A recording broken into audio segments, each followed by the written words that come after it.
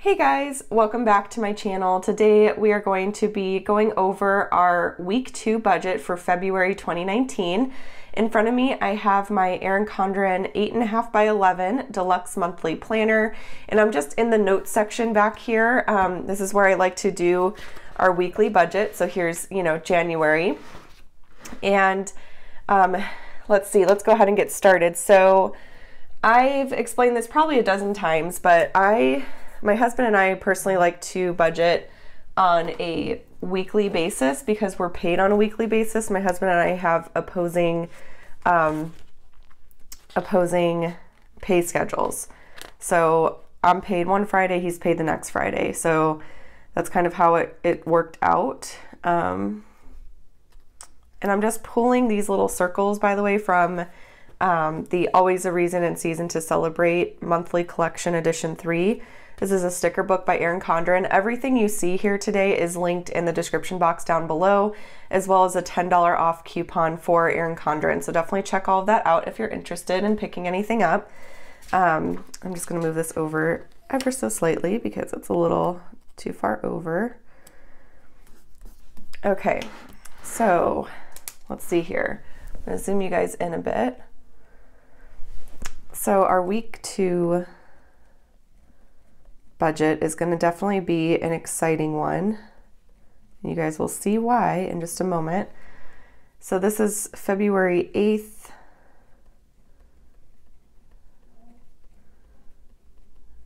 through the 14th. And when we go over our weekly budget, we take a look at, what bills are going to be due during this week. If there's some home projects we need to work on during the week that we need to budget for. If there's, what is it? Like our snowball, how much of our, check can go towards our snowball, that kind of thing. During this week, we got our tax return. That did arrive officially, and my nails seriously look so bad right now. I need to go get them done like ASAP. But anyways, that's besides the point. What was I saying? Yeah, our tax return did hit. So this week we get to make a really big debt snowball payment, which is really exciting.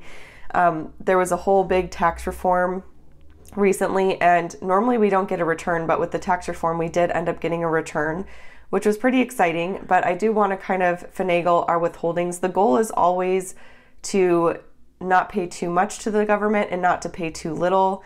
So, if you owe $100 or get back $100, that would be awesome. But getting thousands of dollars back is not a personal goal for us, because you're essentially lending the government money without interest, is the way that Dave Ramsey puts it. So anyways, that's just a little spiel on that. But okay, so the first thing I like to do is list out our expenses for the week. And we don't have a ton this week, so we have our March mortgage. And I've explained this a couple of times too, but we do set aside a chunk of money in our paychecks, like our February paychecks, to pay for the next month's mortgage. We paid for February's mortgage with some of January's paychecks. So we're kind of like technically a month ahead, if that makes sense. And I figure out all this math in every dollar, and I do plan on showing you guys pretty soon here how I figured this all out, because it's probably pretty hard to tell from this. Like, this is all from me pre-planning and pre-budgeting in every dollar, making sure that the math works out and all that kind of stuff. So then we also have CenturyLink. We have Apple Music.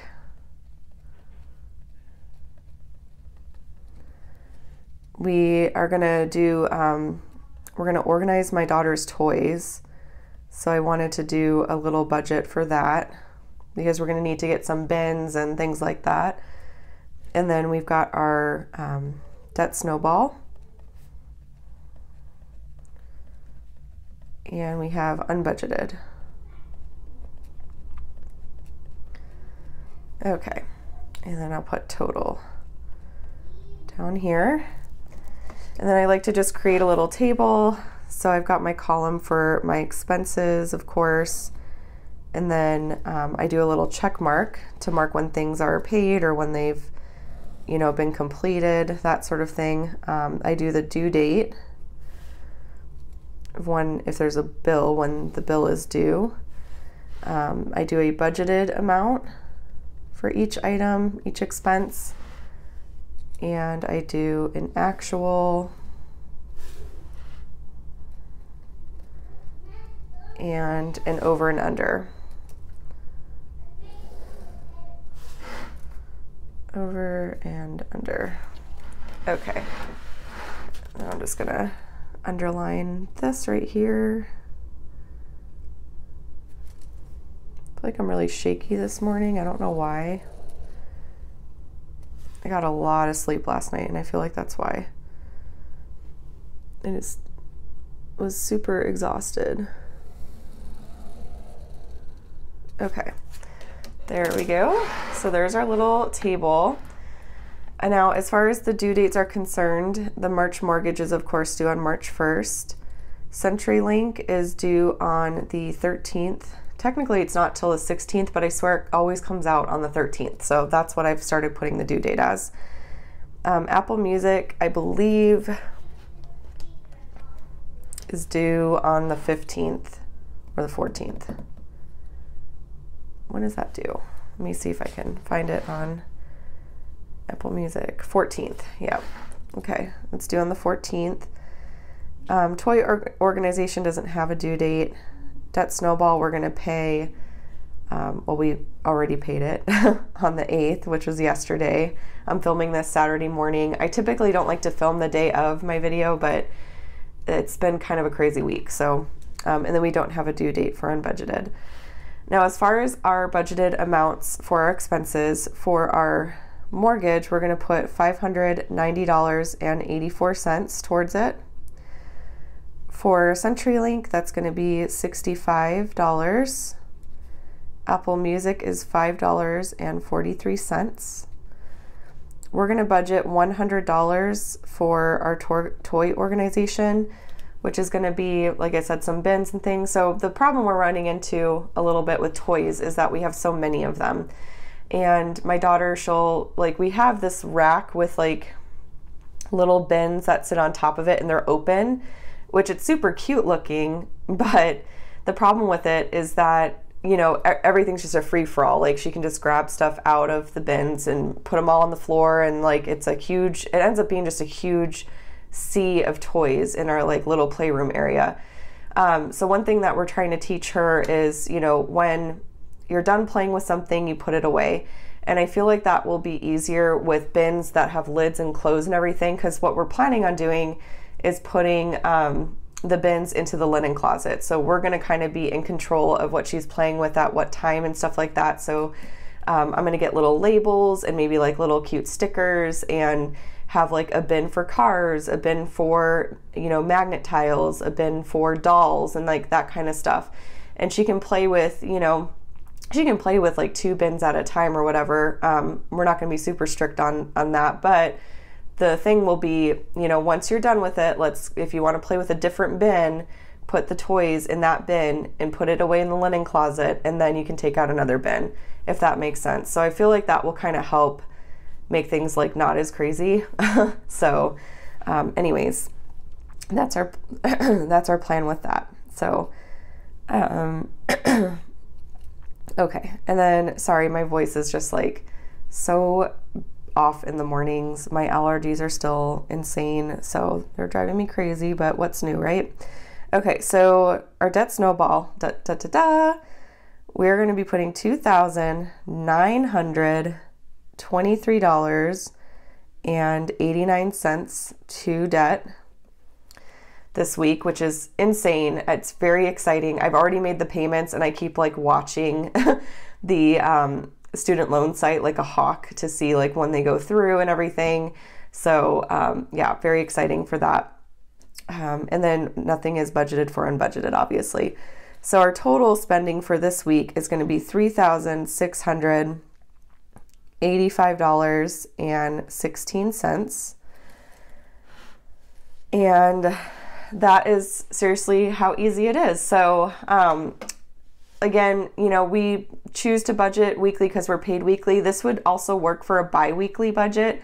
You could put like paycheck 1, paycheck 2. Sometimes you have 3 paychecks, so you'd have paycheck 3.